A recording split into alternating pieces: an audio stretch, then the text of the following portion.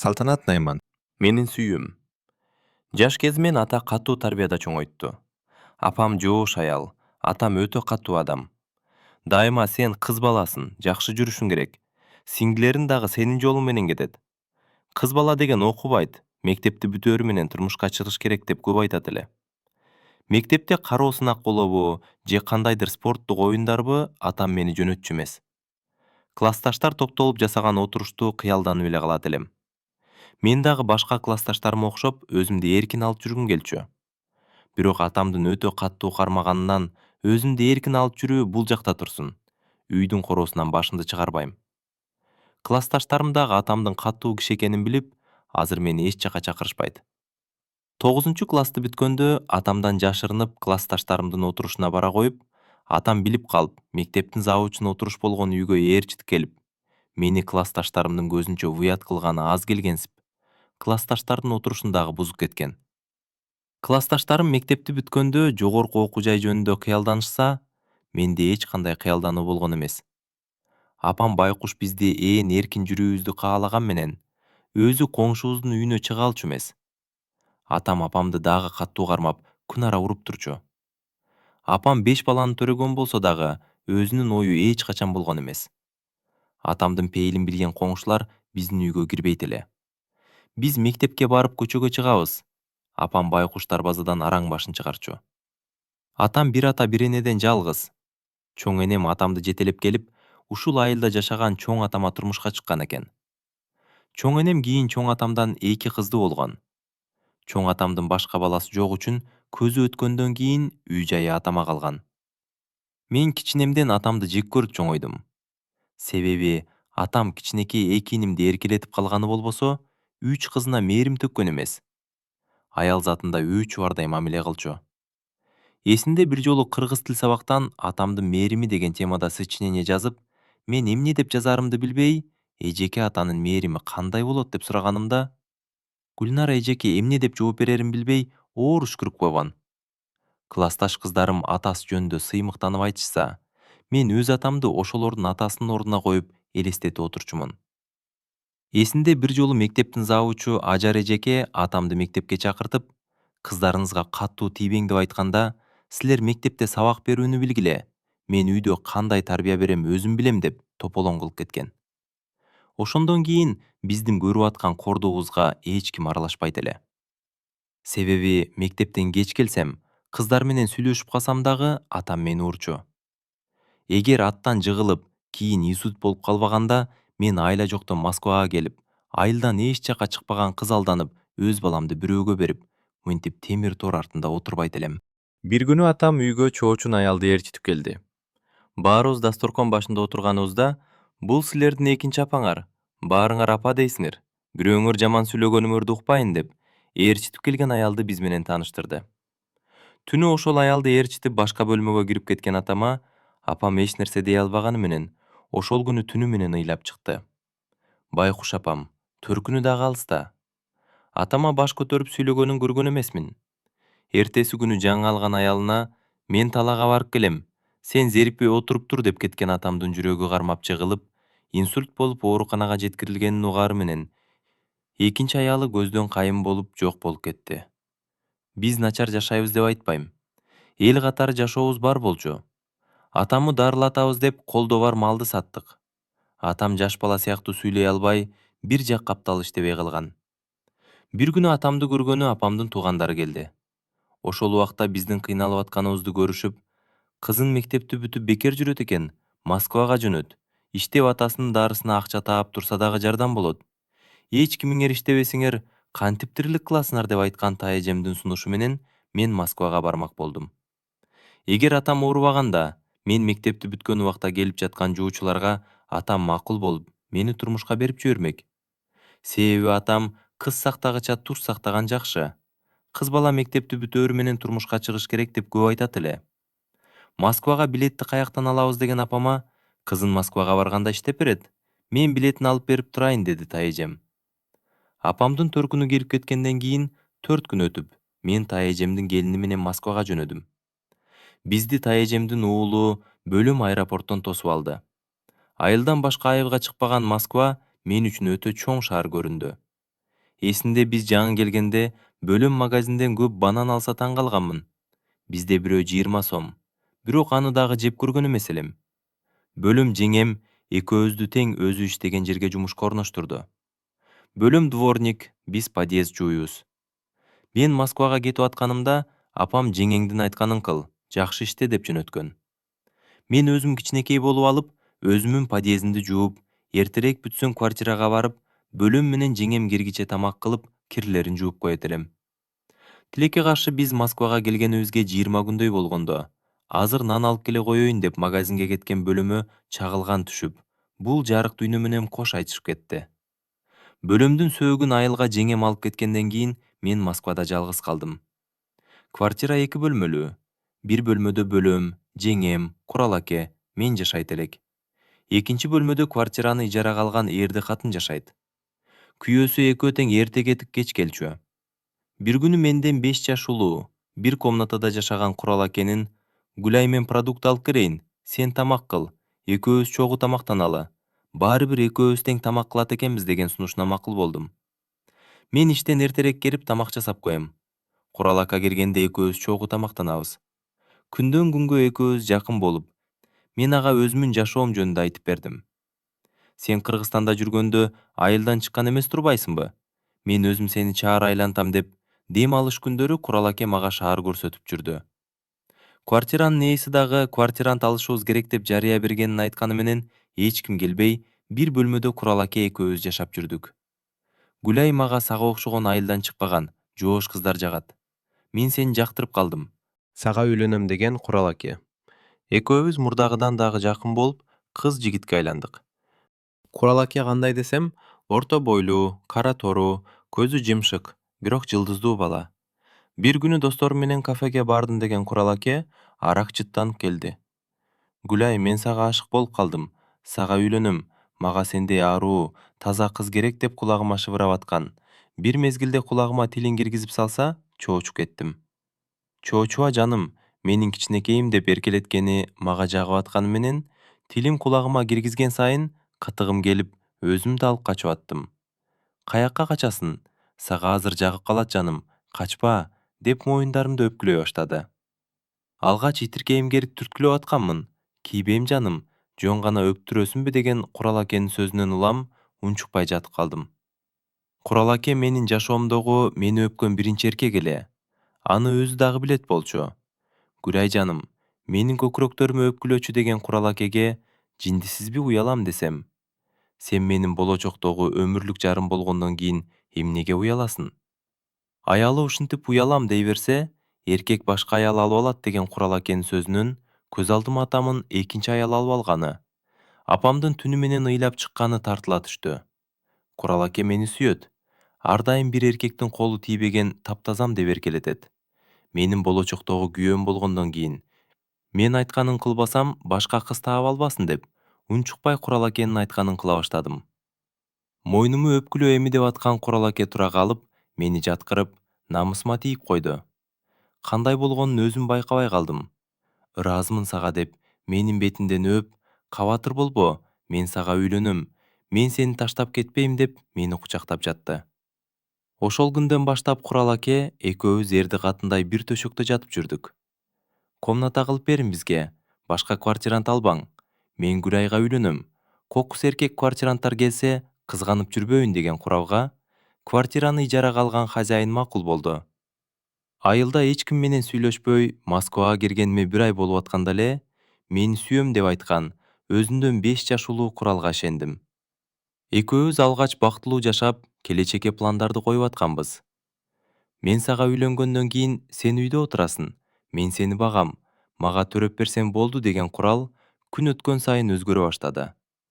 Уруштун баары айлыгымды алып, үйгө салып жибергенден башталды. Башым иштейби?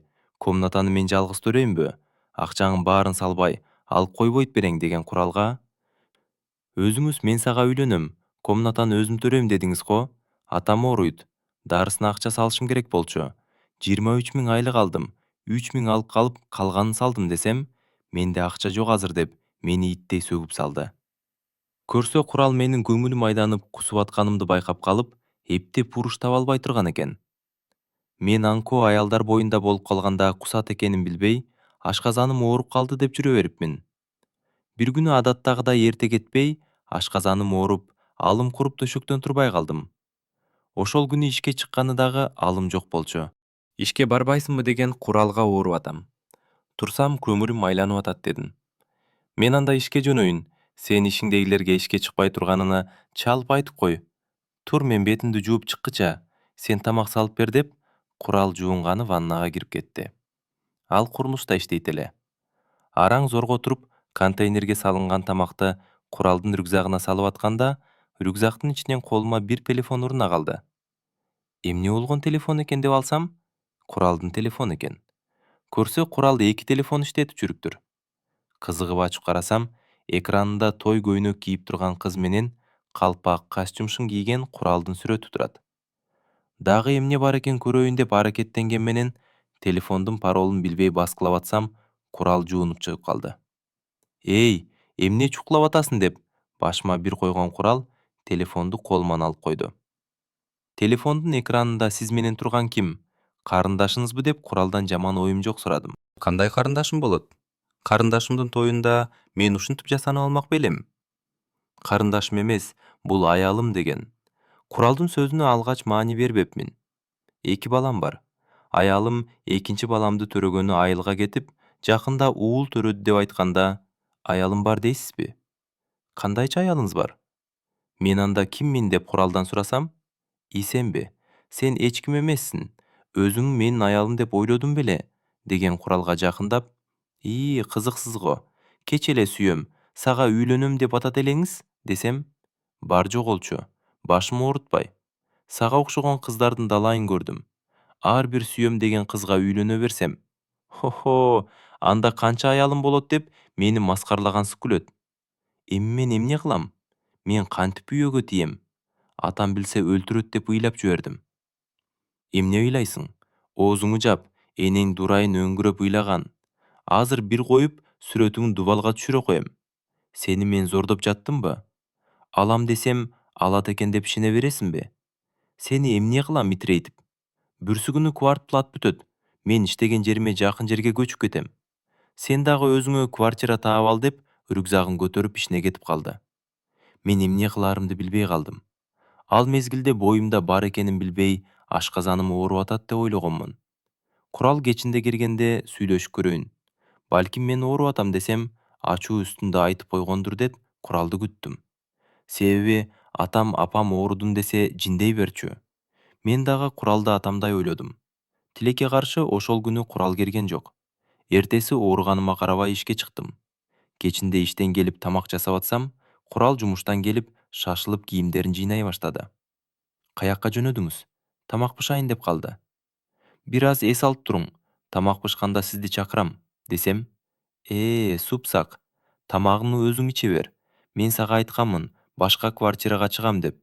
Сенден сурап кетишим керек беле? Башка бул жерде жашабайм деп, сумкасын көтөрүп, мени таштап кетпең деп ыйлаганыма карабай кетип калды. Түнү жумуштан келе турган хозяйканы кухняда күтүп отурдум. Ал келери менен кийимдерин алмаштырып кухняга тамак кылганы киргенде, куралдын кетип калганын айтып, эми эмне кылам? Мен куралга ишенип, айлыгымдын баарын үйгө салып жиберипмин. Бул жерде таанышым жок десем, эмнеге кетет? Курал сага үйлөнөм деп жүргөн эле го, дегенинен, билбейм дегенден башка сөз айтпадым. Хозяйка эже экөөбүз кухняда сүйлөшүп отурганбыз. Көңүлүм айнып, окшуп кусканы чуркап кеткенимди көргөн эже, Гүлай, сенин боюнда жокпу деп сураганда, жок, курал мага тийишкен эмес, дедим коркуп кетип. Кийишпеген болсо анда жөн эле ооруп калган окшойсуң деген хозяйканын сөзүнөн кийин корко баштадым. Эже боюнда болгонду кантип билсе болот? Сизден коркуп кетип айткан жокмун. Курал аке сага үйлөнөм, баары бир аялым болосуң деп, мени менен аялындай жатып жүрдү дедим. Кокус жашырсам, чын эле боюмда болуп калса эмне кылам деп.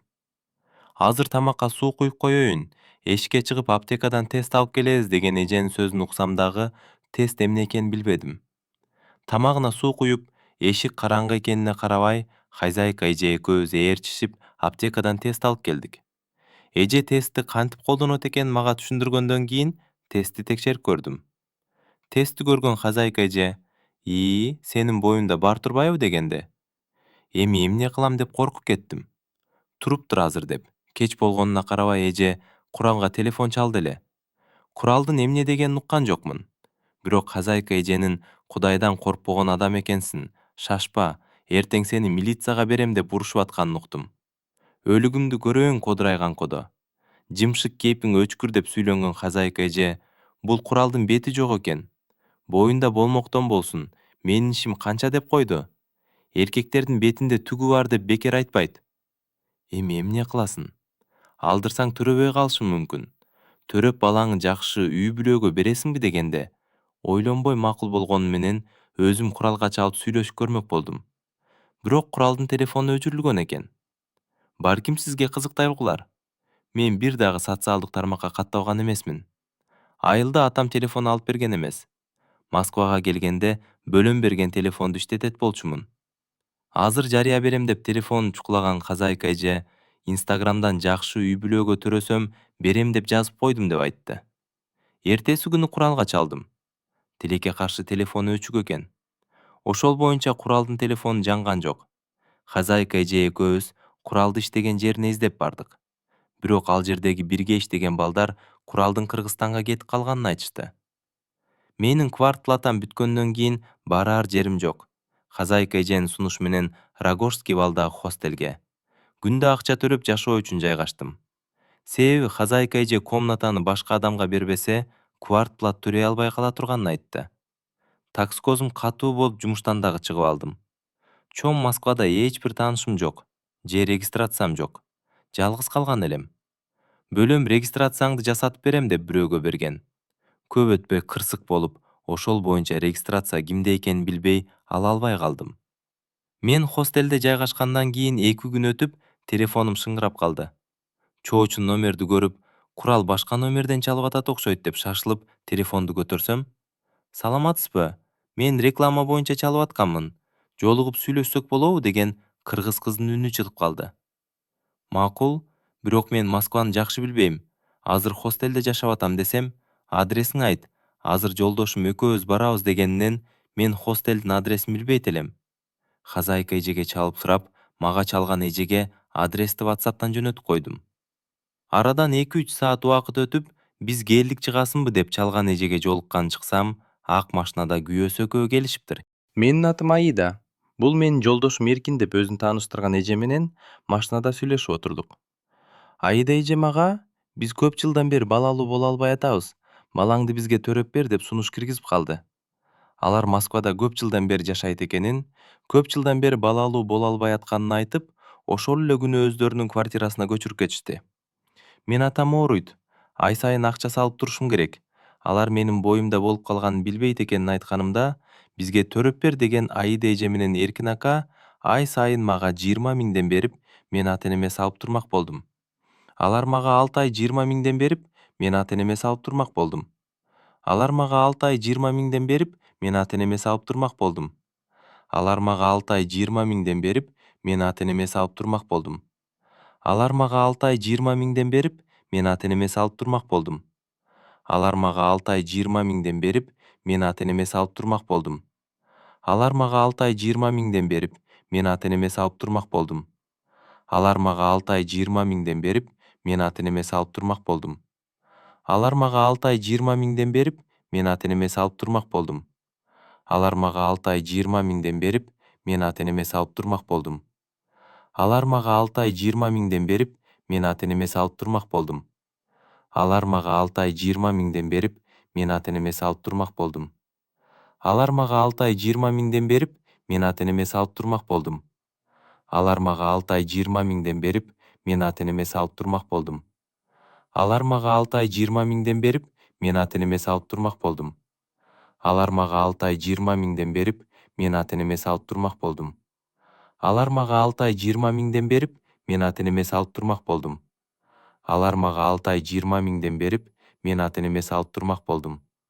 Алар мага 6 ай 20 миңден берип, мен ата-энеме салып турмак болдум. Алар мага 6 ай 20 миңден берип, мен ата-энеме салып турмак болдум. Алар мага 6 ай 20 миңден берип, мен ата-энеме салып турмак болдум. Алар мага 6 ай 20 миңден берип, мен ата энеме салып турмак болдум. Алар мага 6 ай 20 миңден берип, мен ата энеме салып турмак болдум. Алар мага 6 ай 20 миңден берип, мен ата энеме салып турмак болдум. Алар мага 6 ай 20 миңден берип, мен ата энеме салып турмак болдум. Алар мага 6 ай 20 миңден берип, мен ата энеме салып турмак болдум. Алар мага 6 ай 20 миңден берип, мен ата энеме салып турмак болдум. Алар мага 6 ай 20 миңден берип, мен ата энеме салып турмак болдум. Алар мага 6 ай 20 миңден берип, мен ата энеме салып турмак болдум. Алар мага 6 ай 20 миңден берип, мен ата энеме салып турмак болдум. Алар мага 6 ай 20 миңден берип, мен ата энеме салып турмак болдум. Алар мага 6 ай 20 миңден берип, мен ата энеме салып турмак болдум. Алар мага 6 ай 20 миңден берип, мен ата энеме салып турмак болдум. Алар мага 6 ай 20 миңден берип, мен ата энеме салып турмак болдум. Алар мага 6 ай 20 миңден берип, мен ата энеме салып турмак болдум. Алар мага 6 ай 20 миңден берип, мен ата берип турушту. Мен үйдөгүлөргө иштеп атам деп акчаны салып аттым. Аиде эже бала жакшы төрөлсүн, витамин жеп тур деп, тамак ашыма жакшы көңүл буруп атты. Эркин аке Аиде эжени катуу сүйөт. Эртең эле балалуу болуп калсак, жаш бала менен эч жака чыга албай каласың деп. Ошол жылы кыштын күнү Аиде эжени Дубайга ойноткону 18 апрель күнү таң атпай келген толгоомдон улам Эркин аке машинасына салып, Аиде эже экөө ооруканага алып барышты. Төрөгөндө менин паспортум менен төрө деп, Аиде эже өзүнүн паспортун берип, менин паспортумду алып койгон. Толгоом күч алып, мен түштөн кийин балаканактай уул төрөдүм. Мен төрөгүчө Эркин аке менен Аиде эже төрөөтүйүн айланчыктап кетишкен жок. Мен төрөгөн 18 апрель эч качан эсимден кетпейт. 3 килограмм 200 грамм төрөлгөн уулумду мага эмиз деп алып келишкенде, чопулдатып эмчегемген баламдын кичинекей бетинен өкүлүп аттым. Өзү бытыйып кичине болсо дагы, ушул кичинекей жандыкка дагы жем керектей, улам оозум тосуп эмет. Баламдын сүт жыттанган жытын, дүйнөнү миң кыдырып дагы таба албасам керек деп улам жыттайм. Али сөз түшүнбөгөн балам менен өзүмчө сүйлөшөм. Ананып кетейин. Ушундай ширин баламы кантип бирөөгө берем, бербейм деп Аиде эжеге айтып көрсөмбү деп оюма ар нерсе келип атты. Төрөт үйүндө 4 күн жаткандан кийин балам экөөбүзгө жооп берип, Эркин аке менен Аиде эже бизди ооруканадан алып чыгып кетишти. Бир бөлмөнү атайы балам үчүн сонун кылып жасашыптыр. Манеж, коляска, машинада алып жүрүү үчүн атайы кресло сатып алышыптыр. Гүлай балабыздын кыркы чыккыча эмизип тур деген Аиде эжеге макул болдум. Өзүм дагы баламды сизге бербейм деп айта албай, баламдын жанынан кетким келген эмес. Мен эмизип эле турганым болбосо, Аиде эже өзү карайт эле. Баламы жуунтабыз деп, Эркин аке менен Аиде эже толгон токой жаш балдардын самын, майларын алып келишип жуунтканы. Улам бири-бирине абайла деген эсинде. Баламы Аиде эже алганда, мен кызганып кетет элем. Аиде эже болсо, эмизип эле кой, мээримиң түшүп калбасын деп, менин колума баламын бербегени аракет кылат болчу. 40 чыгарып кетем дегеним менен, балага эненин сүтү керек деген Эркин аке менен Аиде эже баланы эмизип жүрө бер, нянька деле алабыз, андан көрө өзүң кара дешип, мен баламдын жанында 6 ай жүрдүм. Күндө таза аба жутуп айланып келгени, Аиде эже баламы коляскага салып чыгып кетет. Мага балам менен айланганы тыюу салышкан. Мен Аиде эже бир жакка кеткенде гана баламы кеңири эркелетпесем, башка убакта эмизип эле коем. Баламды эркелеткеним Аиде эжеге жакпайт эле. Канча жолу баламы алып кетип калайын дедим, бирок бир сом акчам жок. Каякка барам деп кете албадым. Төрөгөндөн кийин Аиде эже кетип атканыңда акчаңы топтоп берем деген үчүн үйгө дагы акча сала элекмин. Балам толук 6 ай болгондо мен сокур ичеги болуп ооруп, ооруканага жатып калдым. Ошол убакта менден кабатыр болуп чалган апама ооруканада жатам, сокур ичеги болуп калдым десем, бир нерсе жүрөгү сезгенби, же атам барып алып кел дегенби, Москвага жакында барам деп калды. Мен ооруканага жаткандан кийин Аиде эже өзү баламды карап калган. Балам 6 ай болуп каша жеп калганда, менин керегим жок болуп калганын ооруканадан чыгып, Аиде эженин үйүнө барганда билдим. Чынын айтайынбы, ооруканада жатканда балама болгон кусалыгым күчөп, баламы алып кетем. Ачка болсом дагы өзүм багам деп ойлогонмун. Апама төрөгөнүмдү айтпай, атамдан коркуп атсам да, баламды алам деп чечтим. Бирок мен Аиде эжеге баламы кайра берин десем, Гүлай сага кантип бермек элек? Баланы менин паспортум менен төрөгөнсүн. Мыйзам боюнча биздин балабыз деп баламы кайтарып бергенден Эркин аке экөө тең баш тартышты. Алар дагы 6 айлык болуп калган балама мээрими түшүп калган болчу. Экөө тең магазинге барган сайын балама кийим көтөрүп келишет. Гүлай, азырынча квартираңа, тамак ашууна акча берип туралы, калган акчаң менде. Кыргызстанга кетип атканында берем деп Аида эже мага 20 миң акча бергени менен мен Аида эженин үйүнө балам берип калар деп күндө бара бердим. Кайсы убакта көчөгө айланганын чыгарын билип, коляска сүйрөп кетип аткан Аида эжеге чуркап барып, эмне кылып атасың? Каяктан пайда болуп калдың дегенине карабай, баламды көкүрөгүмө басып жыттап алам. Ушундай күндөрдө апам Кыргызстандан мени издеп келип калды. Мени издеп таап келген апамды барып аэропорттон тосуп алып, өзүм жакында эле кирген квартирага ээрчитип келдим. Квартираны ижарага алган Сабира эжеге апам келатат, квартирага алып келсем болобу десем макул болгон. Акыркы убакта такыр үйгө чалбай калгандыктан эмне болду деп кабатыр болуп, атам Москвага барып, таап үйгө алып кел деп жөнөткөн экен. Ошого келиптир. Квартирага кергече мынча арыктадың кызым. Бир жериң ооруп атабы? Эмнеге кабарыңды билдирбедиң деген апама, апа, мен аппендицит болдум. Ооруп ооруканада жатып кабар ала албадым десем, сен ооруканада 6 ай жатпасаң керек. Ага чейин эмне кылып жүрдүң деп апам мени урушуп кирди. Апам экөөбүз квартирага киргенден кийин мен чай койдум. Кухняда сүйлөшүп отурганбыз. Мен кара футболка кийип алган элем.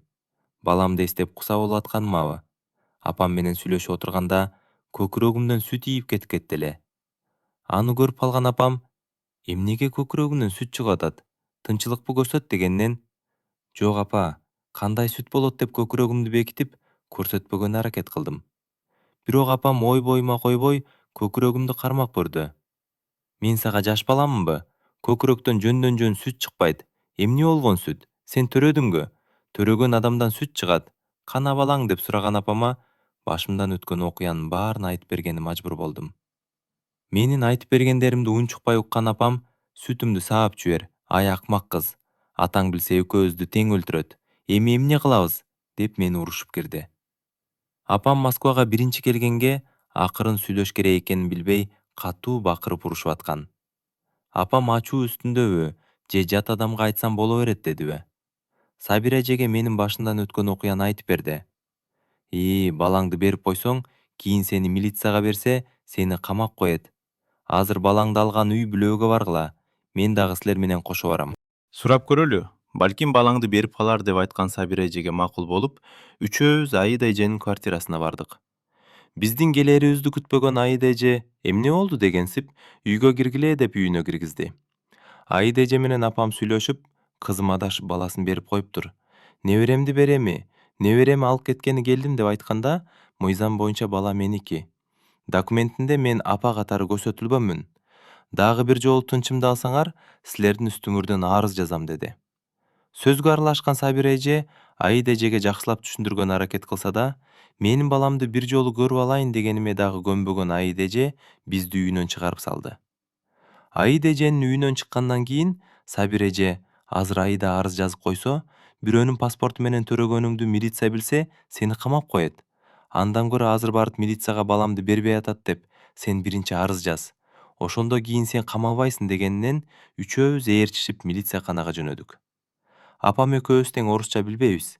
Милициякананы кантип табабыз деп турганда, Сабира эже жолдон бирөөлөрдөн милициялар отурчу отделениени сурап, үчөөбүз ээрчишип отделениени таап бардык.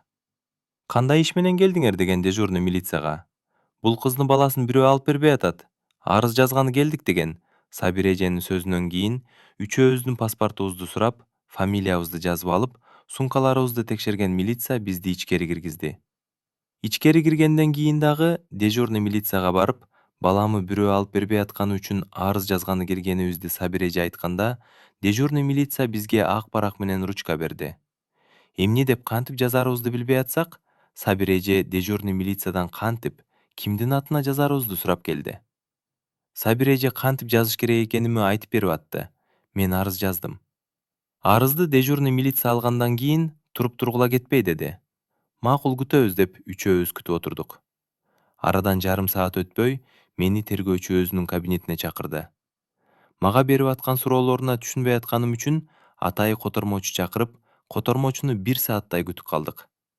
Котормочу киши келгенде мен ага болгон окуянын баарын айтып бердим. Ал киши тергөөчүгө орусча айтып берип атты. Көп өтпөй Эркин аке менен Аида эже баламды көтөрүп келип калды. Гүлай, бул эмне кылганын? Эмнеге арыз жаздың деген Аида эжеге. Сиз өзүңүз арыз жазам дедиңиз. Сиз жазгыча мен жазайын дедим деп жооп бердим. Ошол күнү таң аткыча бизди тергөөчү сурак кылды. Апам экөөбүз таң аткыча жүрдүк. Сабир эже мен ишке барышым керек. Мага чалып тургула деп кетип калды. Таңга маал Аида эженин колундагы баламды күч менен, Аида эжени чыркыратып, ыйлатып, эки орус аял бир кагаздарга кол коюп алып кетишти. Баламы каяка алып кетип атасыңар? Баламы мага кайтарып бергиле деп. Мен да эки аялды ээрчип ыйлаганым менен, мени колумдан кармап ичкериге алып кирген милиция отделениянын ичиндеги темир торго камап койду. Мен арыз жазгандын эртеси күнү Эркин акени, Аида эжени, мени үчөөбүздү милиция кызматкерлери машинага салып бир жакка алып жөнөштү. Кызымы каяка алып кетип атасыңар деп кыргызча эле сурап, машинанын жанынан кетпей жүргөнөй апамы эч ким уккан жок.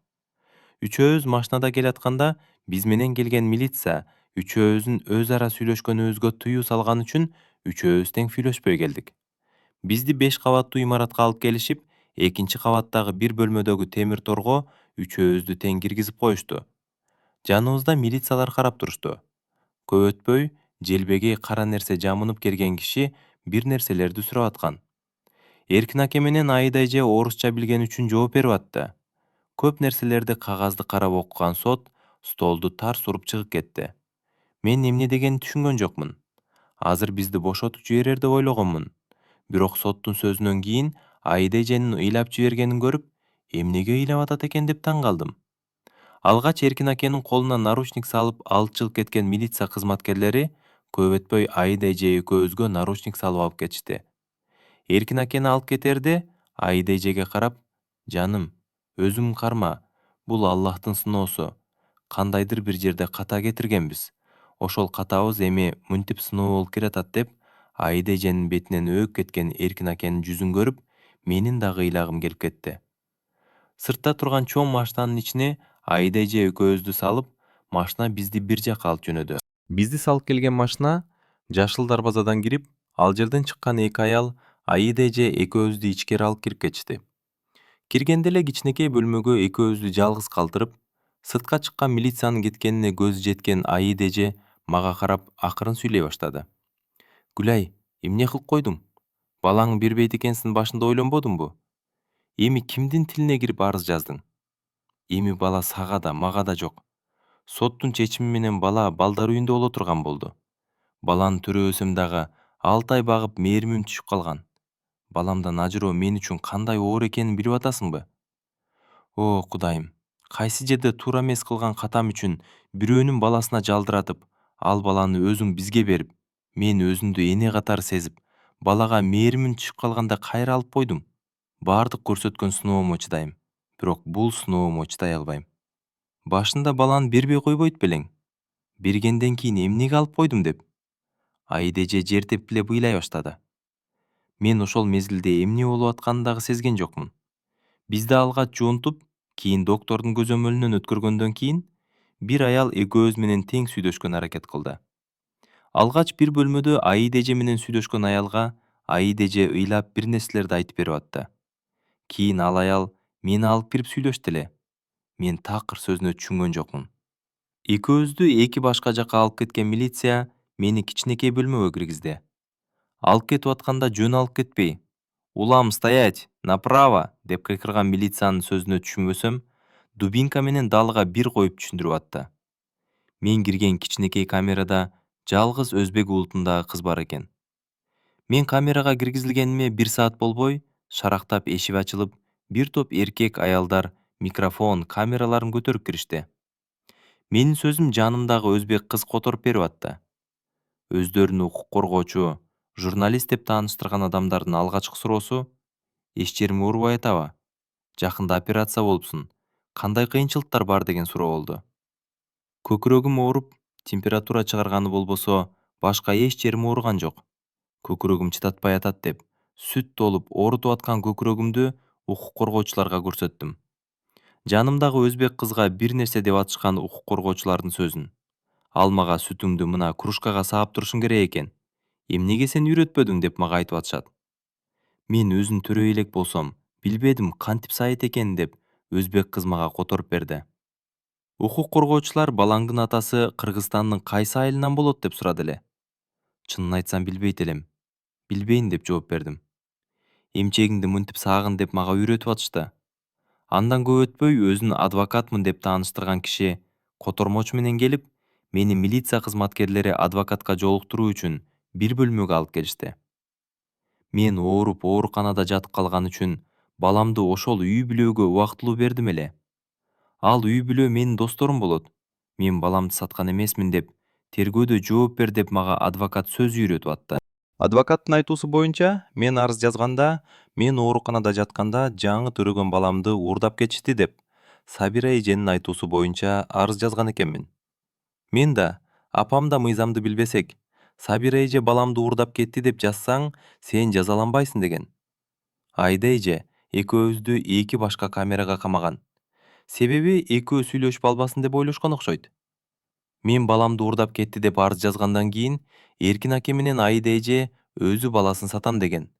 Биз 150 миң акча төлөдүк деп тергөөдө көрсөтмө беришиптир. Бизди СИЗОго камагандан кийин толук 10 күн өтүп дагы сотко алып келишти. Бул жолу үчөөбүздү сот 3 башка темир торго киргизгени менен автозакта Айда эже менен чогуу келип, эженин арыктап, соолук калганын байкадым. Көрсө мен төрөп, 6 ай эмизип, мээримимди төксөм, байкуш Айда эже 6 ай багып мээримин төгүттүр. Эгер апам айылдан келбегенде, жабылуу аяк жабылган боюнча калмак. Мени сотто адвокатым эч кандай 150 миңге баласын саткан эмес. Жанында 150 миң акча чыгат эле, мен коргогон адамды сот залынан бошотуп бериңиз деп соттон суранган менен, мыйзам деген мыйзам экен. Мени сот бошоткон жок. Мен баламы алам деп арыз жазып, азыр 2 статьяны мойнума илип отурам. Биринчиси бул жалган жала. Себеби мен баламды уурдап кетти деп арыз жазганмын. Алгач СИЗОдо уурлук кылган өзбек кыз менен отурганмын. Баары бир зонага барат. Азыртадан даярдай берели дештиби? Мен азыр 17 ай ал менен чогуу отурам. Алардан балдарын саткан, өлтүргөн аялдар абагында эмне болорун угуп, түрмөдөн тирүү келер бекенмин деп ойлоном. Балам азыр балдар үйүндө. Сот бүткөндөн кийин опекун катары апам алат деп айтышты. Курал менен ошол боюнча такыр байланышым жок.